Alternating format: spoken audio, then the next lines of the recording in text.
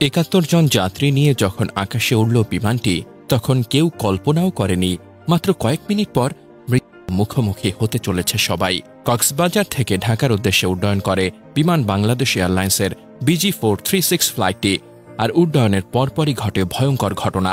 পেছনের একটি চাকা খুলে নিচে পড়ে যায়। তবে আল্লাহর অশেষ রহমত, পাইলটের দৃঢ় মনোবল আর মাটিতে প্রস্তুত থাকা টিমের সফল ব্যবস্থাপনাই আজ ৭১টি প্রাণকে নিশ্চিত মৃত্যুর মুখ থেকে ফিরিয়ে এনেছে। আজ শুক্রবার দুপুর 1:20 কক্সবাজার থেকে ঢাকার উদ্দেশ্যে উড্ডয়ন করে বিমান বাংলাদেশ এয়ারলাইন্সের BG436 ফ্লাইটটি। যাত্রী ছিলেন মোট ৭১ জন, যাদের মধ্যে শিশু, নারী ও বয়স্করাও ছিলেন। জানা যায়, কক্সবাজারের রানওয়ে থেকে আকাশে ওড়ার কিছুক্ষণের মধ্যেই পেছনের একটি চাকা খুলে নিচে পড়ে যায়। এটি ছিল মেইন ল্যান্ডিং গিয়ারের চাকা, অর্থাৎ বিমান অবতরণ করার সময় ভারসাম্য রক্ষা করার প্রধান অংশ। এই ঘটনা বুঝে পাইলট সঙ্গে সঙ্গে জরুরি বার্তা পাঠান ঢাকার এয়ার ট্রাফিক কন্ট্রোলকে এবং জানান তিনি জরুরি অবতরণ করতে চান। বিমানটির বার্তা পেয়ে শাহজালাল আন্তর্জাতিক বিমানবন্দরে নেওয়া হয় সর্বোচ্চ সতর্কতা ও প্রস্তুতি।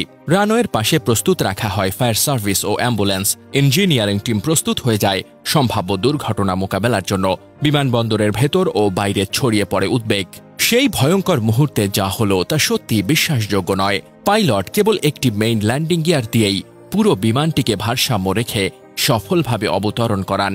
বিশেষজ্ঞরা বলছেন এটি অত্যন্ত ঝুঁকিপূর্ণ, কিন্তু পাইলটের প্রশিক্ষণ ও নিয়ন্ত্রণ ক্ষমতা এতটাই নিখুঁত ছিল যে তিনি বিমানটিকে নিরাপদে নামাতে পেরেছেন।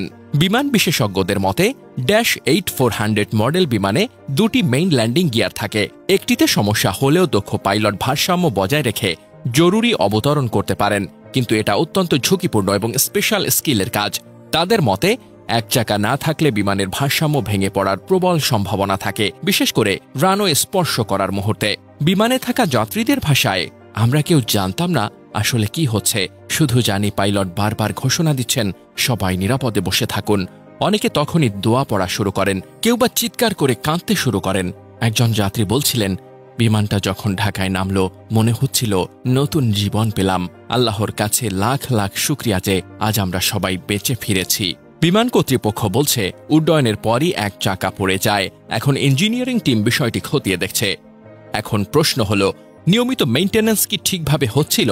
কেন এমন একটি স্পর্শকাতর যন্ত্রাংশ উড্ডয়নের পর খুলে পড়বে? যাত্রীদের জীবনের নিরাপত্তা নিয়ে কি ছেলে খেলা হচ্ছে? এই ঘটনা নিয়ে আজ সবার একটাই দাবি, ঘটনার পূর্ণাঙ্গ তদন্ত চাই। আজ বেঁচে গেছেন ৭১ জন, কিন্তু কাল যদি এমন হয় তখন? আল্লাহর রহমত না থাকলে আজকের দিনটা অন্যরকম হতে পারত। একজন দক্ষ পাইলট, প্রস্তুত সাপোর্ট টিম এবং আকাশ জুড়ে হাজারো দোয়া মিলিয়ে আজ রক্ষা পেয়েছে ৭১টি তাজা প্রাণ। এখনই সময় আমাদের বিমান সিস্টেমকে আরো শক্তিশালী ও দায়িত্বশীল করার, নয়তো একদিন আমরা শুধু ফেসবুকে রিপ লিখে বসে থাকব, কিছু করার সুযোগ থাকবে না।